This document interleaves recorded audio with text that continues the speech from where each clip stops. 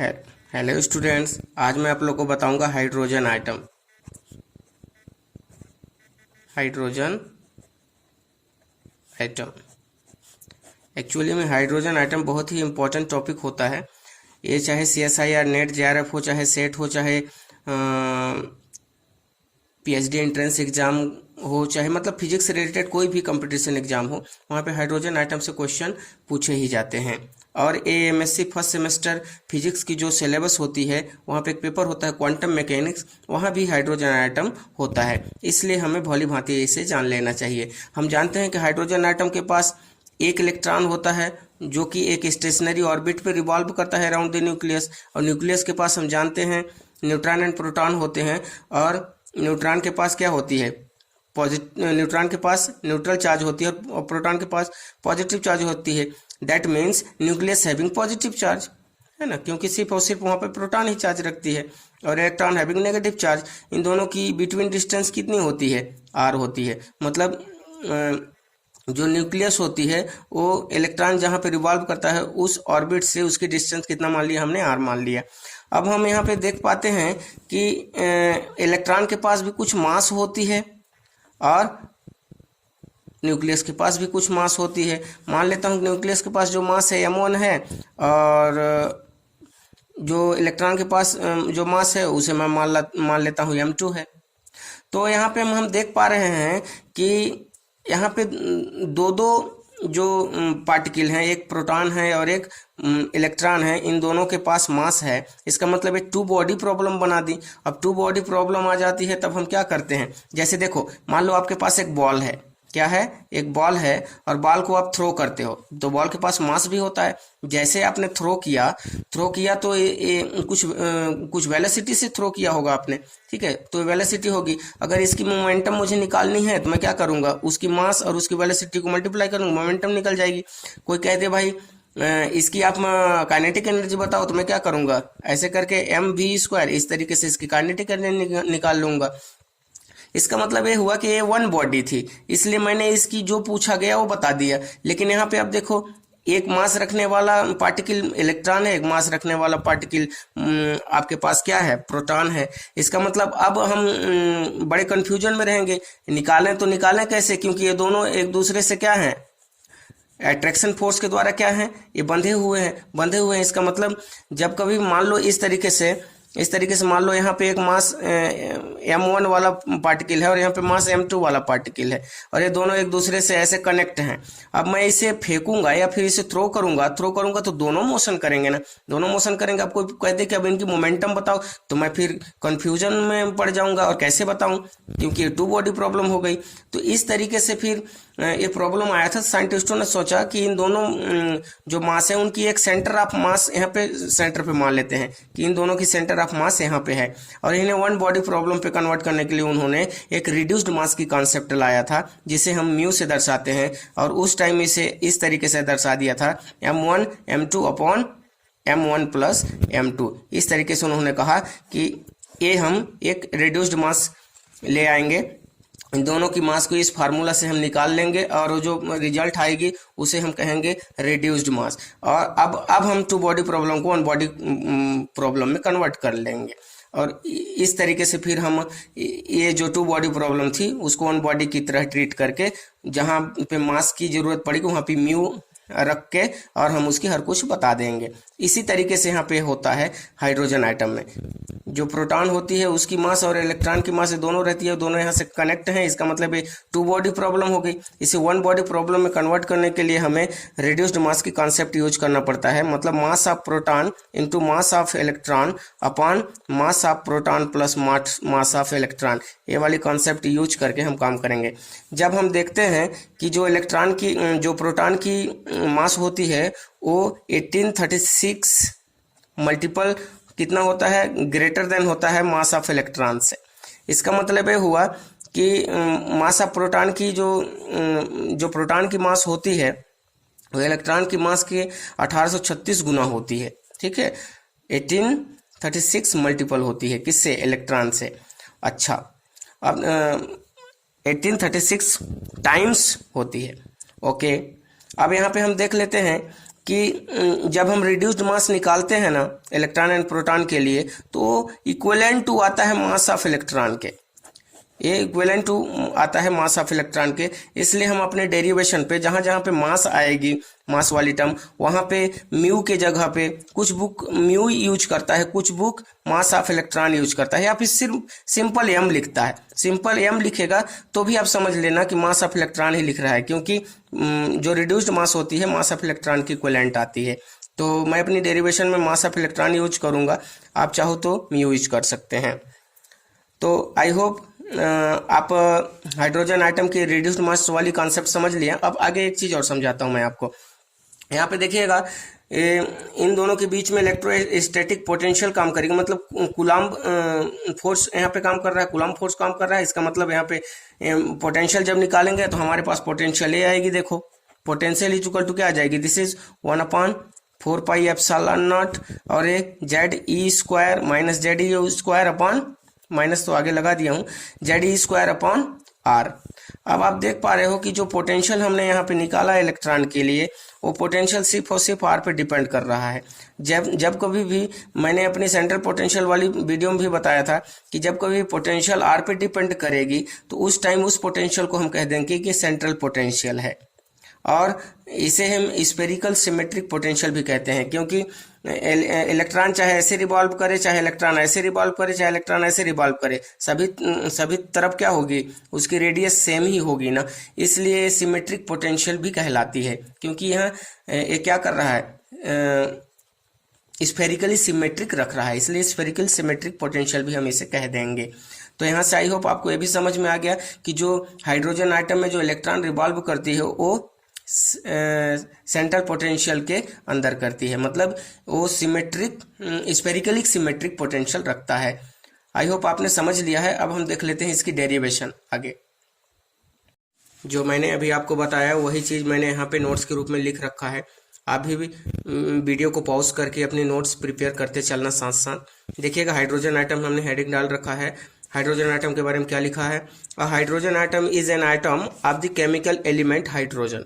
The electrically neutral atom contains a single positively charged proton and a single negatively charged electron bound to the nucleus by the Coulomb force and electron revolving around the nucleus. Okay? क्योंकि जो item होती है वो electrically क्या होती है, neutral होती है, क्योंकि जितना उसके पास इलेक्ट्रॉन होते हैं उतने उसके पास प्रोटॉन होते हैं, इसलिए इलेक्ट्रिकली क्या होती है, न्यूट्रल होती है। जब तक कि उसमें कोई इलेक्ट्रॉन डाल न दिया जाए या फिर उससे कोई इलेक्ट्रॉन निकाल न लिया जाए, तब तक उसमें नेगेटिव या पॉजिटिव चार्ज नहीं आती है। इतना तो हमें पहले से मालूम है। ओके, जो मैंने आपको समझाया वही चीज यहाँ पे देखो। मास ऑफ न्यूक्लियस क्या है m1, मास ऑफ इलेक्ट्रॉन क्या है m2। अब ये 2 बॉडी प्रॉब्लम था, उसे 1 बॉडी प्रॉब्लम में मैंने सेंटर ऑफ मास न्यूक्लियस पे मान लिया। अब 1 बॉडी प्रॉब्लम पे से कन्वर्ट कर दिया और रिड्यूस मास की कॉन्सेप्ट ले आया मैं। ठीक है, अब यहाँ पे देखो वही जो मैंने समझा दिया वही चीज है, रिड्यूस मास की कॉन्सेप्ट पूरा। अब यहाँ तक मैंने तो आपको समझा दिया है, यहाँ तक अपने नोट्स आप प्रिपेयर कर लो। इसके बाद देखो, we know that the Hamiltonian of the system. Hamiltonian क्या होती है, हैमिल्टोनियन जो होती है किसी भी सिस्टम की kinetic energy plus potential energy की एडिशन होती है। ठीक है, अगर यहीं पे लैग्रांजियन होती तो लैग्रांजियन क्या होती है, kinetic energy minus potential energy होती है। इस पे कंफ्यूज नहीं होइएगा, वो क्लासिकल मैकेनिक्स में पढ़ा जाता है। अभी हैमिल्टोनियन हम पढ़ रहे हैं, इसलिए हैमिल्टोनियन क्या होती है, टोटल एनर्जी के बराबर होती है, काइनेटिक एनर्जी प्लस पोटेंशियल। अब चूंकि हम पढ़ रहे हैं क्वांटम मैकेनिक्स में, इसलिए हैमिल्टोनियन ऑपरेटर जो क्लासिकल मैकेनिक्स में क्वांटिटी होती है ना, फिजिकल क्वांटिटी, वही क्वांटम मैकेनिक्स में क्या बन जाती है, क्वांटम मैकेनिक्स में ऑपरेटर बन जाती हैं। इसलिए हैमिल्टोनियन ऑपरेटर किसके बराबर होगा, kinetic energy operator plus potential energy operator के बराबर। अब एच कैप, काइनेटिक एनर्जी को हम कैसे लिखते हैं, linear momentum operator square upon 2me plus V R. यहाँ पे आप म्यू भी यूज कर सकते हैं, me भी यूज कर सकते हैं, क्योंकि आपको यहाँ पे दिखाया था मैंने कि जो रिड्यूस्ड मास होती है equivalent to mass of electron आती है, इसलिए मैंने यहाँ पे मास ऑफ इलेक्ट्रॉन ही यूज कर लिया है। बट इन क्वांटम मैकेनिक्स जो लीनियर मोमेंटम ऑपरेटर की वैल्यू होती है माइनस आयोटा स्क्वायर डेल होती है, इसलिए पी कैफ स्क्वायर क्या बन जाएगी, minus H cut square del square, iota square की क्या हो जाएगी वैल्यू -1 और ये माइनस का स्क्वायर हो जाएगा प्लस ए आ जाएगी। इसे जब मैं यहाँ पे पुट कर दूंगा तो ये बन जाएगा हैमिल्टोनियन, इसलिए ये therefore H cap is equal to minus H cut square upon 2me del square plus V R. ये डेल स्क्वायर हमारी लैप्लेशियन ऑपरेटर कहलाती है। This is equation first. I hope यहाँ तक आपको समझ में आया होगा। आगे चल लेते हैं। अब आपको अपने नोट्स प्रिपेयर करते चलना है। तो देखिए उसके बाद आप लिखोगे the potential energy of an electron in the hydrogen atom is. देखो हाइड्रोजन आइटम के अंदर इलेक्ट्रॉन की पोटेंशियल एनर्जी इससे दिया जाता है V of R is equal to this is minus Z E square upon 4 pi epsilon naught. ये भी मैंने समझा दिया है। अब देखो जो पोटेंशियल है सिर्फ R पे डिपेंड कर रही है, मतलब हम समझ गए कि ये सेंट्रल पोटेंशियल है। और इस जब सेंट्रल पोटेंशियल कोई होता है तो स्फेरिकली क्या होती है, वो सिमेट्रिक भी होती है, इसलिए स्फेरिकल सिमेट्रिक पोटेंशियल भी कहते हैं। अब हम यहाँ पे देख लेते हैं where minus E is the charge on electron and plus E is the charge on proton. कहाँ, हाइड्रोजन के लिए, ठीक है। And R is the distance between electron and proton और द रेडियल डिस्टेंस। उसे हम इलेक्ट्रॉन और प्रोटॉन के बीच की डिस्टेंस भी कहते हैं या फिर रेडियल डिस्टेंस भी कहते हैं। ओके, आगे चल लेते हैं। It is clear that from the equation 2, ऐसे मैंने इक्वेशन 2 कहा है, देखो it is clear that from the equation 2 the potential energy VR is spherically symmetrical potential. इसलिए हम क्या करेंगे यहाँ पे देखो H cap is equal to this is minus H cut square upon 2me del square plus VR।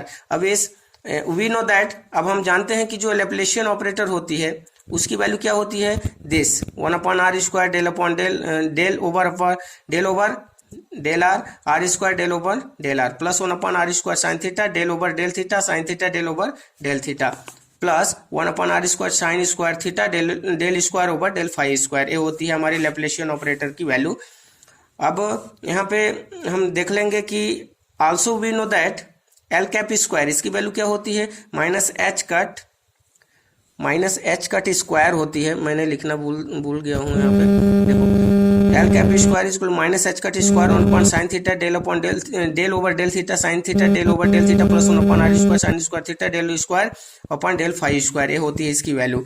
Okay, अब आप ध्यान से देखो इसकी जो लैप्लेशियन ऑपरेटर की जो सेकेंड टर्म और थर्ड टर्म थी उसमें से अगर 1 अपॉन R स्क्वायर यहाँ से और यहाँ से दोनों में से अगर मैं कॉमन निकाल लूँ और minus H cut square upon H cut square से अगर इसे मल्टीप्लाई कर दूं तो सेम इस वैल्यू के बराबर आ जाएगी ना, आ जाएगी। इसका मतलब इतना बड़ा टर्म लिखने से अच्छा मैं इस ऑपरेटर को लिख लूंगा, या फिर इसे नीचे ले जाऊं तो minus L cap square H cut square हो जाएगी, जो बचेगा सेम यही होगा 1 अपॉन R स्क्वायर को बाहर निकालने के बाद।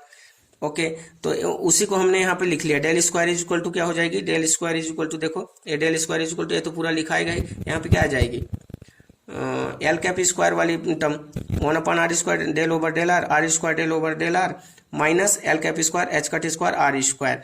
ओके, आई होप ये आपको समझ में आया होगा।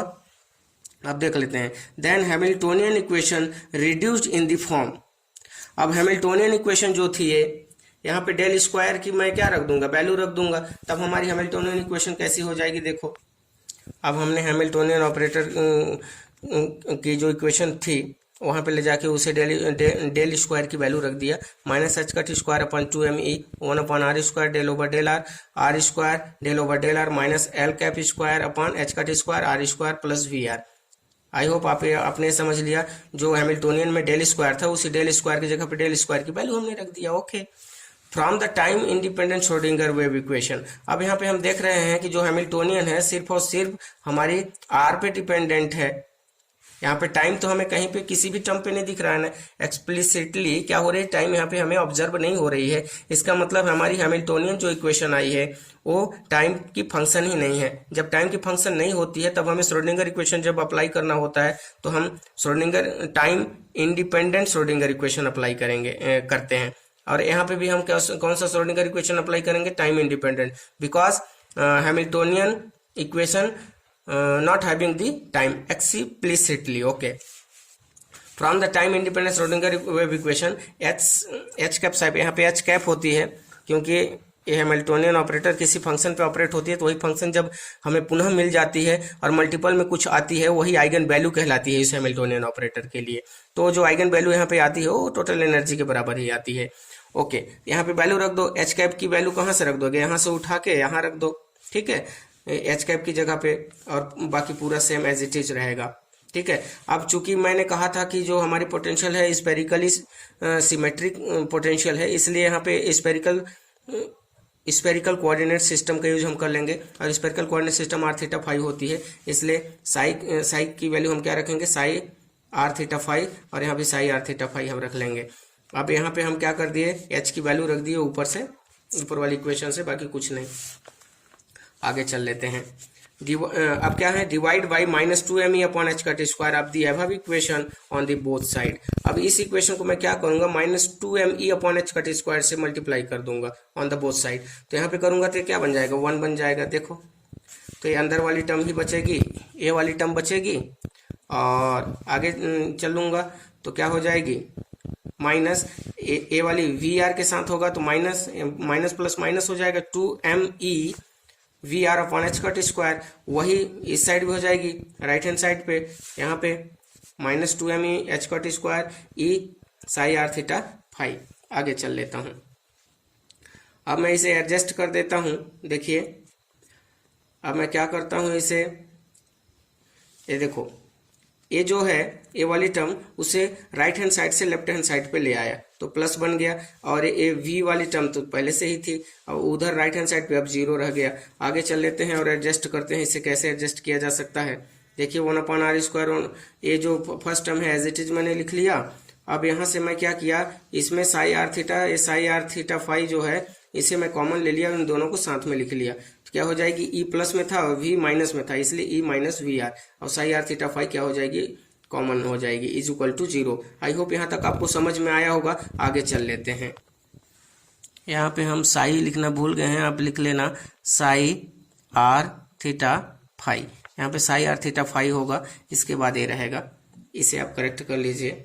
अब देखिएगा यहाँ पे जो ए वाली टर्म है ये माइनस में है, इसकी मल्टीप्लाई अंदर में हो जाएगी, ये माइनस में, इसे हम राइट हैंड साइड पे ले जाएंगे नेक्स्ट स्टेप पे। ये देखिए जो एल कैप स्क्वायर वाली टर्म थी उसे मैंने राइट हैंड साइड पे ले आया, और उधर माइनस था इधर प्लस हो गया, बाकी सब एज इट इज है। इसे मैं कहूँगा इक्वेशन 3 है। आगे चल लेते हैं। Now for the solution of equation we using the method of separation of variables. अब क्या है, साई आर थीटा फाई, इसमें हम देख पा रहे हैं कि यहाँ तक की जो फंक्शन है वो सिर्फ और सिर्फ आर की फंक्शन है, ये भी आर की फंक्शन है, मतलब लेफ्ट हैंड साइड में आर की फंक्शन दिख रही है मुझे, राइट हैंड साइड पे हमें क्या दिख रही है, थीटा एंड फाई की फंक्शन दिख रही है। क्यों, क्योंकि एल कैप स्क्वायर जो ऑपरेटर होती है वो क्या होती है, आपकी स्फेरिकल हार्मोनिक होती है। मैं एल कैप स्क्वायर की इक्वेशन आपको दिखा देता हूँ, वहाँ पे थीटा एंड फाई ही आपको दिखेगा बस। ये देखिए एल कैप स्क्वायर की इक्वेशन पे थीटा यहाँ पे दिख रहा है, यहाँ पे फाई दिख रही है, इसका मतलब ये आर कहीं पे नहीं दिख रहा है, मतलब एल कैप स्क्वायर जो आपकी ऑपरेटर है वो आर पे डिपेंड ही नहीं करती है, सिर्फ और सिर्फ थीटा एंड फाई पे डिपेंड करती है, मतलब स्फेरिकल हार्मोनिक है, इसलिए उसे, इसका मतलब ये हुआ कि हमारी वेव फंक्शन जो है वो R and theta and phi अलग अलग तरीके से फंक्शन है। इधर की जो लेफ्ट हैंड साइड है वो वहाँ पे वेव फंक्शन सिर्फ और सिर्फ आर पे डिपेंड कर रही है, और राइट हैंड साइड पे वेव फंक्शन किस पे डिपेंड कर रही है, थीटा एंड फाई पे। इसका मतलब ये हुआ कि वेव फंक्शन को हम 2 वेरिएबल के मल्टीप्लिकेशन पे लिख सकते हैं, क्योंकि जो वेव फंक्शन होती है मल्टीप्लिकेटिव इन नेचर होती है, इसलिए साई आर थीटा फाई को हमने क्या लिख लिया, एक capital R N L function of R and Y L M function of theta and phi, ऐसे इनको मल्टीप्लिकेटिव में हमने लिख लिया। इसे हम कहते हैं method of separation of variables. Okay, इसे इक्वेशन 4 कह दिया हमने। अब जहां जहां साई आर थीटा फाई है वहां पे इसे हम रख देंगे, इसीलिए हमने यहाँ पे लिखा putting equation 4 in equation 3 we have. आगे चलते हैं। अब देखो यहाँ पे जब हम वैल्यू रखेंगे, यहाँ पे जब वैल्यू रखेंगे साई आर थीटा फाई की, तो यहाँ पे आर और वाई दोनों आएंगी, तो ये चूंकि स्मॉल आर है और आर की फंक्शन होती है, इसलिए आर यहाँ पे रह जाएगा और वाई वाली एज अ कांस्टेंट बाहर आ जाएगी, क्योंकि वाई में क्या है, थीटा एंड फाई है, और ये आर के रिस्पेक्ट में डिफरेंशिएशन, इसलिए यहाँ पे नहीं रहेगा। इसलिए देखो यहाँ पे हमने क्या किया है, Y L M theta and phi बाहर आ गया आर स्क्वायर, और del over del R square, del R L N यहाँ पे रह गया, क्योंकि ऑपरेटर जब तक इस पे ऑपरेट नहीं होगा तब तक बाहर आ नहीं सकता, डेल आर प्लस 2m, बाकी एज इट इज हमने लिख लिया है। अब हम क्या करेंगे, dividing by R N L R Y L M theta and phi of the above equation on the both side we have. अब हम इससे क्या करेंगे, डिवाइड करेंगे। तो जब डिवाइड करेंगे तो वाई एल एम थीटा इससे वाई एल एम थीटा से कट जाएगा, ठीक है, नीचे क्या बच जाएगा, आर एन एल, तो वही हमने लिखा देखो 1/RNL आर, और आर स्क्वायर तो नीचे है ही, वाई एल एम थीटा क्या हो गया, वाई एल एम थीटा से कट गया, ओके, बाकी सेम। और यहाँ पे जब हम करेंगे तो ये दोनों कट जाएंगे, आर और वाई दोनों कट जाएंगे, यहाँ पे आर वाई दोनों कट जाएगा, तो हमारे सॉरी यहाँ पे आर वाई दोनों नहीं कटेगा। देखो एल स्क्वायर किसका फंक्शन होता है, थीटा एंड फाई की मैंने दिखा दिया था, इसका मतलब इस पे ऑपरेट होगा, और जब तक ऑपरेट होगा तब तक ये यहाँ से बाहर नहीं जा सकता। लेकिन R N L R R की फंक्शन है, और एल आर की फंक्शन होती नहीं है, इसलिए आर एज अ कांस्टेंट बाहर आ जाएगा। इसलिए यहाँ पे देखो एल स्क्वायर हो गई। अब आर एन एल, इससे जब हमने डिवाइड किया तो आर एन एल से आर एन एल कट गया, लेकिन वाई एल एम नहीं कटा, तो ये नीचे रह जाएगा ना, Y L M theta and phi. तो ये देखो क्या है, L square Y L M theta and phi, H cut square R square Y L M क्या हो जाएगी, theta and phi, okay. Multiplying by R square of the above equation on both side we have. अब इसे are square से multiply करूंगा तो यहाँ से आर स्क्वायर हट जाएगा, यहाँ पे आर स्क्वायर आ जाएगा, और यहाँ पे आर स्क्वायर यहाँ भी से कैंसिल आउट हो जाएंगे, यहाँ पे आर स्क्वायर कैंसिल आउट, यहाँ पे आर स्क्वायर आ जाएगी, यहाँ पे आर स्क्वायर से मल्टीप्लाई करूंगा तो आर स्क्वायर से कैंसिल आउट हो जाएगा। नेक्स्ट क्या मिलेगा, देखिए आर स्क्वायर से मल्टीप्लाई करने के बाद हमें ए मिल गया। This is equation 5। Left hand side of the equation 5 is only a function of R and right hand side is only function of theta and phi. Then let left hand side is equal to right hand side is equal to lambda, ये मान लेते हैं हम। जब A R का function है और ये थीटा एंड फाई का फंक्शन है, दोनों इक्वल हैं, इसका मतलब दोनों एक ही कांस्टेंट के अलग अलग इक्वल के बराबर आएंगे, इसलिए मैंने यहाँ पे एज्यूम किया कि दोनों लेमडा के बराबर हैं। अब हम लेफ्ट हैंड साइड को लेके चलते हैं यहाँ के लेफ्ट हैंड साइड को, क्योंकि लेमडा मैंने एज्यूम किया है, मान लिया है। अब multiplying by R N L upon R square of the above equation on both side. अब इससे मैं क्या करूंगा, मल्टीप्लाई करूंगा, इससे मल्टीप्लाई करूंगा तो आर एन एल से क्या हो जाएगी, कट जाएगी, नीचे क्या बचेगा, आर स्क्वायर बचेगी, डेल ओवर डेल आर, बाकी ये पूरी एज इट इज रहेगी। यहाँ पे जब ऐसा करूंगा मैं तो ए आर स्क्वायर से आर स्क्वायर कट जाएगी, बाकी एज इट इज बचेगी, तो 2m upon H cut square E minus V R, और आर एन एल यहाँ से बच जाएगा आर एन एल। और राइट हैंड साइड पे क्या हो जाएगी, कुछ कटने वाला नहीं है, तो लेमडा के साथ मल्टीप्लाई हो जाएगा, मल्टीप्लाई हो जाएगा, R N L R upon R square. आगे चल लेते हैं। अब देखो यहाँ पे हम क्या कर रहे हैं, ये राइट हैंड साइड वाली टर्म को लेफ्ट हैंड साइड पे ले जाऊंगा तो मेरे पास ऐसा मिल जाएगा। देखो फर्स्ट टर्म तो एज इट इज रहेगा, यहाँ पे 2m E minus V R N L यहाँ भी, आर एन एल यहाँ भी है, दोनों से बाहर निकाल लिया, ये उधर जाएगा तो minus lambda Y R square, equation 6। अब यहाँ पे हम एक ऑपरेटर देख लेते हैं कि L cap square Y theta and phi, मतलब स्फेरिकल हार्मोनिक पे जो ऑपरेट होता है तो ये देता है अपना eigen value L L plus 1 H cut square Y theta and phi. तो और किसी बुक में इसे ये जो ऑपरेट होता है तो यहाँ पे लेमडा भी आता है, lambda H cut square Y theta and phi. इसलिए इन दोनों को अगर मैं कंपेयर करूं तो लेमडा बराबर एल एल प्लस 1 आ जाता है हमारे पास। आई होप आपने यहाँ तक समझ लिया है। आगे चल लेते हैं। अब कुछ नहीं करेंगे, हम इक्वेशन 6 में जहाँ पे लेमडा था उसकी वैल्यू रख देंगे बस, एल एल प्लस 1 जो हमने निकाला हुआ है। इसके बाद ये इक्वेशन हमें प्राप्त हो जाएगी। आगे चल लेता हूँ। आगे चलेंगे तो क्या हो जाएगा, देखो इन दोनों टर्म में से मैं 2m e upon H cut square बाहर निकालूंगा, चूंकि यहाँ पे है नहीं, इसलिए मुझे H cut square upon 2m e से क्या करना पड़ेगा, मल्टीप्लाई करना पड़ेगा। तो यहाँ देखो 2m e upon H cut square मैंने बाहर निकाला थी माइनस वी आर, और यहाँ पे नहीं था तो मैं मल्टीप्लाई कर दिया एच कट स्क्वायर से ऊपर और नीचे 2m e, हाँ 2m e से, और आर स्क्वायर तो पहले से ही है, ठीक है। यहाँ पे e भी रहेगा, e 2m e R square equal to 0। I hope ये समझ में आ गया आपको। आगे चल लेते हैं और देखते हैं कि आगे क्या करना है अपने को, ठीक है। ये देखिए ये आ गया अपना, ये बाहर निकालने के बाद अब क्या है, मैं इक्विवेलेंट ऑपरेटर आपको एक बार समझा देता हूँ। यहाँ पे देखिए ये जो फर्स्ट टर्म है इसके जगह पे हम कुछ दूसरा लिख सकते हैं। कुछ दूसरा लिख सकते हैं कि नहीं लिख सकते हैं? लिख सकते हैं कि नहीं लिख सकते, ये देखने के लिए हमें इक्विवेलेंट ऑपरेटर को समझना पड़ेगा। देखिए,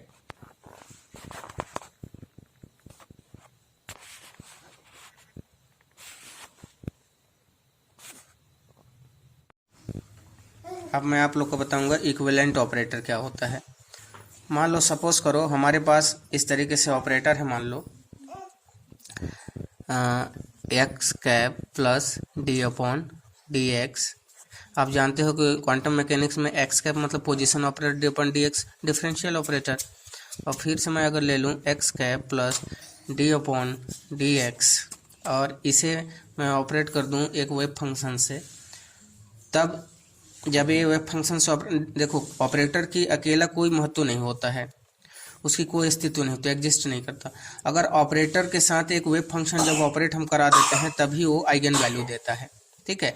अगर यही वेव फंक्शन फिर से हमें मिल जाए और उसके मल्टीपल में कुछ वैल्यू आए, वही इसकी इक्विवेलेंट ऑपरेटर कहलाएगी। That means that is called eigen value of this operator ना।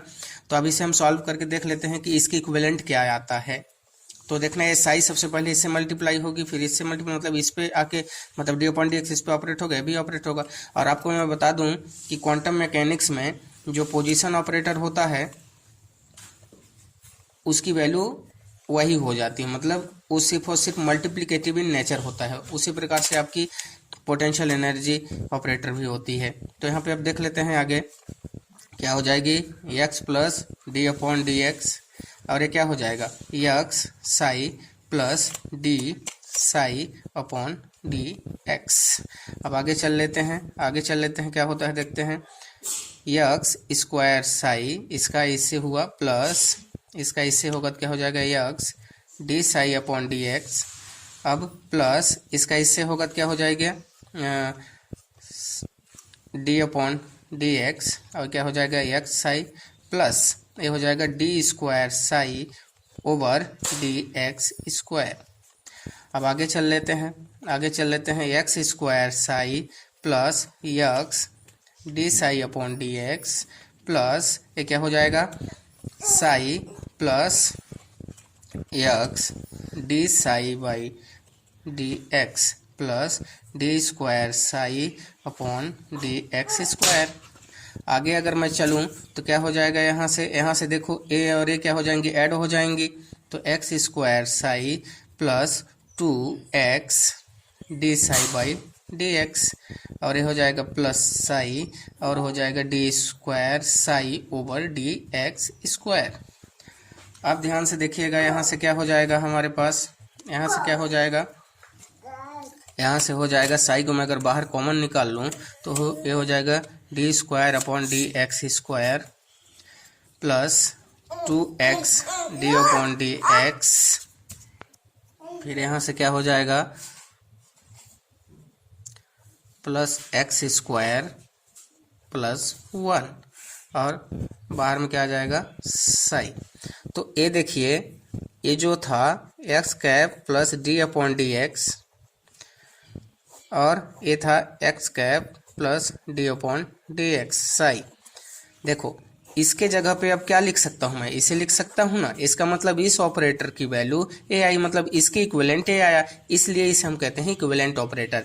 सेम हमारी अभी जो इक्वेशन आई थी वहाँ पे इक्विवेलेंट ऑपरेटर हम यूज करेंगे। तो वहाँ पे हमारे पास क्या आया था उसे भी बता देता हूँ मैं आपको।